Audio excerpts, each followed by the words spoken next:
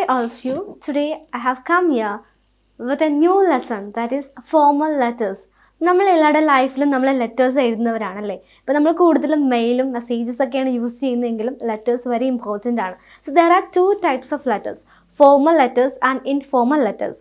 So formal letter എന്ന് പറയുന്നത് formal ഒക്കേഷനിൽ like നമ്മളൊരു ഓഫീസിലോ സ്കൂളിലോ പ്രിൻസിപ്പളിനോ വേണ്ടിയൊക്കെ എഴുതുന്നതാണ് ഫോർമൽ ലെറ്റേഴ്സ് എന്ന് പറയുന്നത്.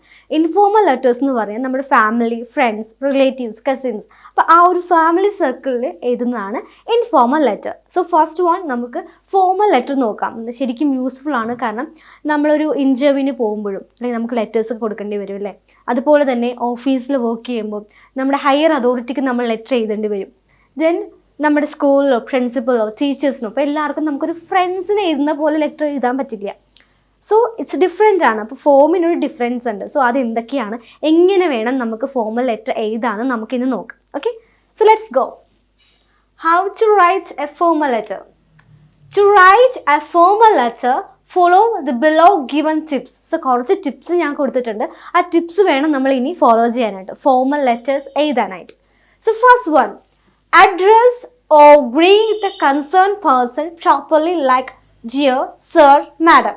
സോ ഫസ്റ്റ് അഡ്രസ്സ് ആണല്ലേ. അപ്പോൾ നമ്മൾ അഡ്രസ്സ് ചെയ്യേണ്ടത് എങ്ങനെയാണെന്നാണ്. സർ എന്ന് പറയാം, മാഡം എന്ന് പറയാം, ജിയർ എന്ന് പറയാം. അപ്പോൾ എന്താണെങ്കിലും അഡ്രസ്സ് മസ്റ്റായിട്ട് നമ്മൾ അഡ്രസ്സ് ചെയ്യണം ആ പേഴ്സണെ. ഓക്കെ, ആർക്കാണോ നമ്മൾ ലെറ്റർ എഴുതുന്നത് ആ വ്യക്തിനെ നമ്മൾ അഡ്രസ്സ് ചെയ്യണം. Next, always mention the subject of writing the letter. എപ്പോഴും ഫോർമൽ ലെറ്ററിൽ സബ്ജക്റ്റ് മെൻഷൻ ചെയ്യണം, എന്തിനാണ് നമ്മൾ ലെറ്റർ എഴുതുന്നത്.